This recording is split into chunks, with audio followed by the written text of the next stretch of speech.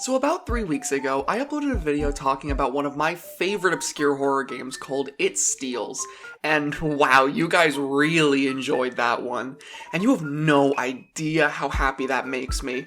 Out of all my videos I've uploaded on here, that was probably the one I was hoping you guys would enjoy the most, since at the time it was such an underrated game, and obscure horror games are my absolute favorite video subject. So, in light of that video doing so well, I went hunting for another horror game to talk about today, and I found one that I love. There are quite a few contenders for this video, which I will certainly be talking about in future uploads, but the one that stood out to me the most was another game by the It Steals developer Zeekers. The game is called The Upturned, and I found it while browsing Zeekers' other projects shortly after finishing It Steals. What immediately piqued my interest about this game was how it presented itself. The Upturned was supposedly a comedy horror game about trying to get to your room in a massive hotel for the dead, which is a premise that I couldn't ignore checking out for myself, and oh man, am I glad that I did. The Upturned is an extremely entertaining horror game which somehow manages to effectively blend together both goofy characters and environments, as well as genuinely terrifying and tense chase scenarios. Going into this game, I expected to not be scared of it in the slightest because of how it chose to present itself, but somehow, against all expectations... No! Oh my god, no! This game is absolutely horrifying. So that's why I want to talk about it today. In this video, I want to talk about everything that makes this game so charming and likable, ranging from its characters, soundtrack, and environments, and then I want to break down how despite all that, it still manages to be an extremely effective horror experience. So, without further ado, let's delve into it.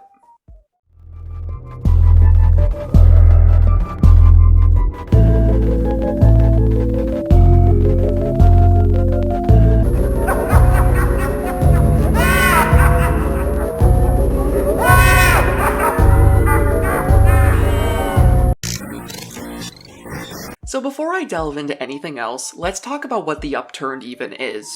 The Upturned is a third-person, physics-based horror game where we, the player, are trying to get to our room at the very top of the Upturned hotel.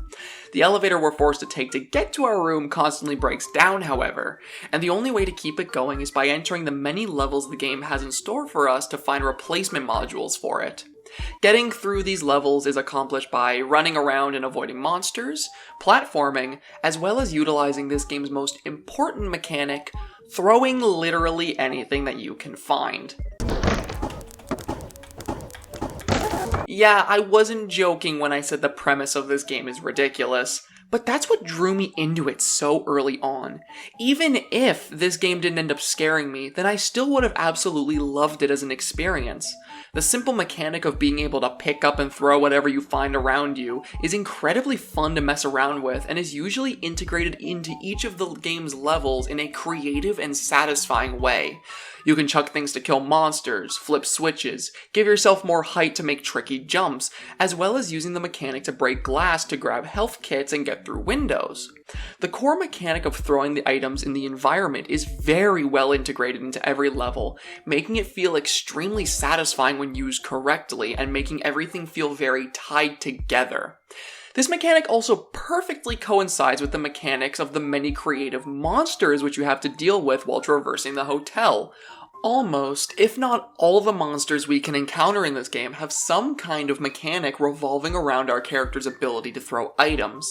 Whether it be the first enemies we meet who we just knock out by hitting them with items, the terrifying slug monster who gets lured to locations we throw items, or my favorite enemies in the game, the jacks, who become throwable items, the core mechanic that the game wants us to use is always present somewhere in how the enemies function, making them all very entertaining to try and deal with, especially when there's multiple at a time.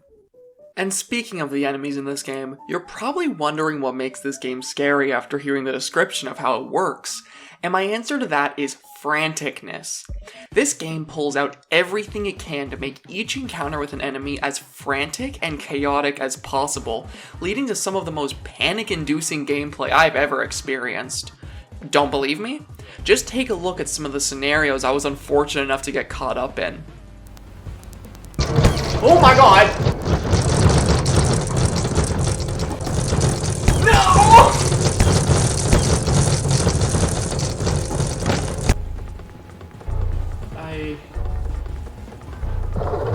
No!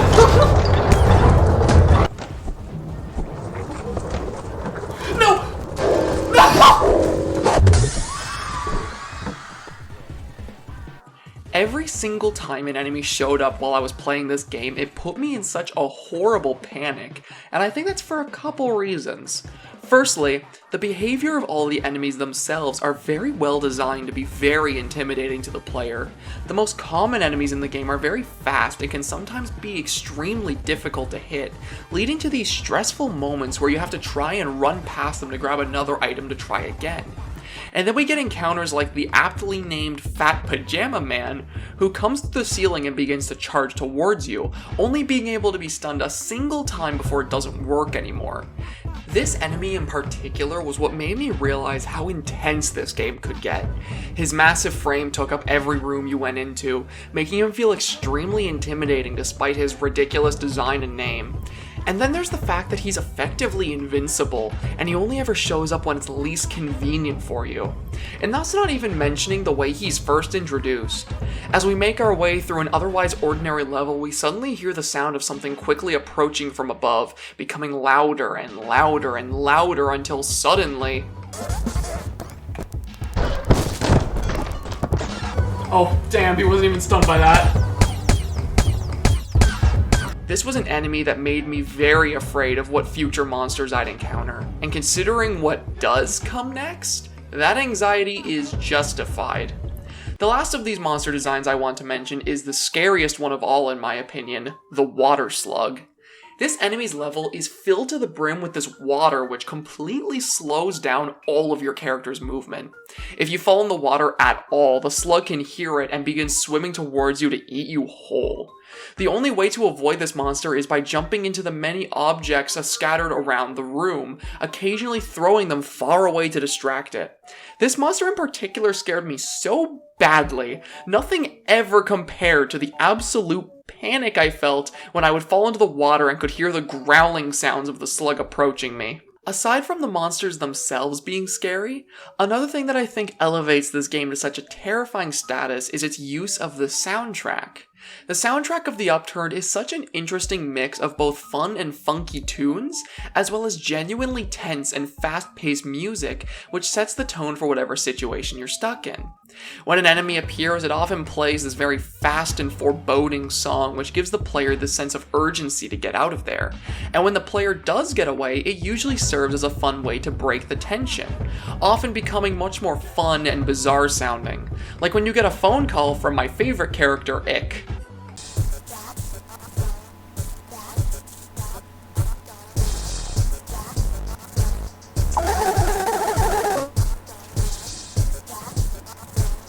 I think my favorite example of how this game is able to utilize its soundtrack comes in the form of our first encounter with Shrimp, a strange little dog-like entity which follows us throughout the game.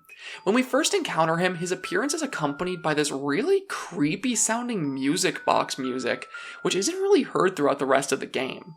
It ended up creeping me out so much that I kept checking back on the creature following me, because I genuinely thought that something really bad was going to happen.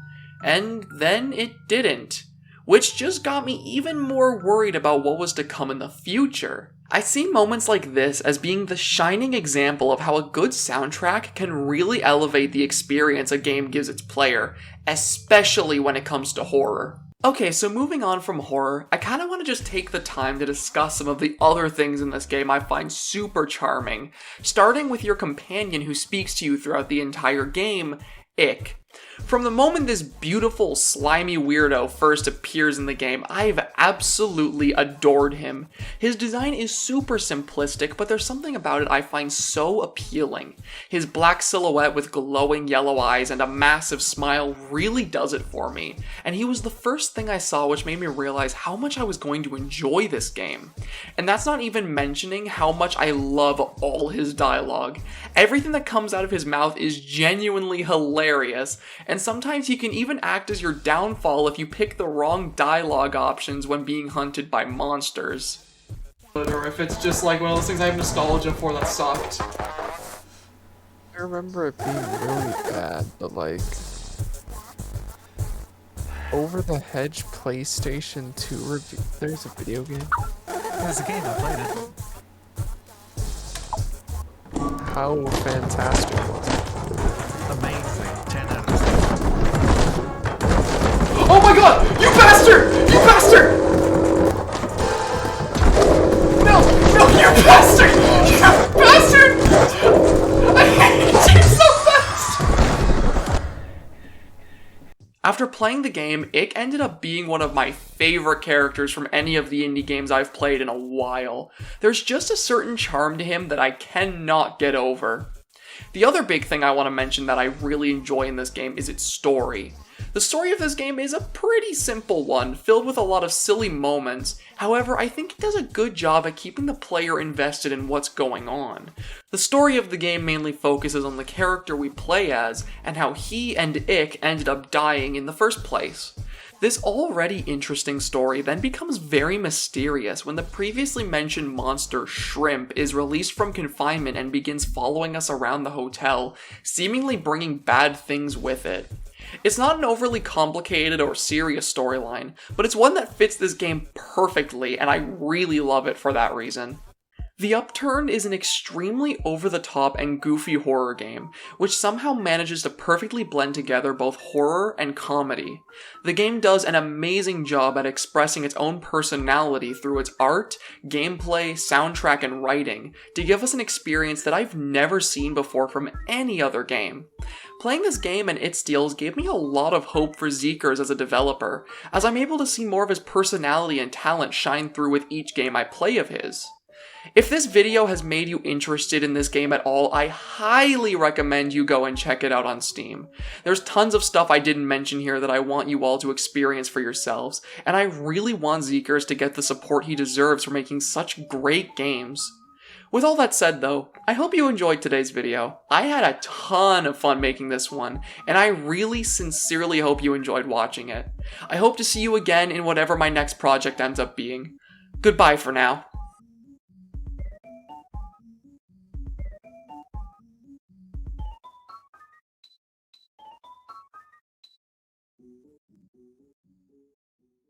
Listen, if you made it this far, all the pieces are in place. All you have to do now is go back and find them. Please, you need to find— So sorry to interrupt you, Pastra, but I have an important announcement to make. My game is almost ready. That's right, soon you'll be able to play the game I know you've all waited oh so patiently for, and I just can't wait. Unfortunately, I can't let poor Pastra here continue to make videos anymore while I put the finishing touches on the game. After all, he is the most important part of it. I look forward to seeing you very soon, and I hope it'll be worth the wait. See you soon.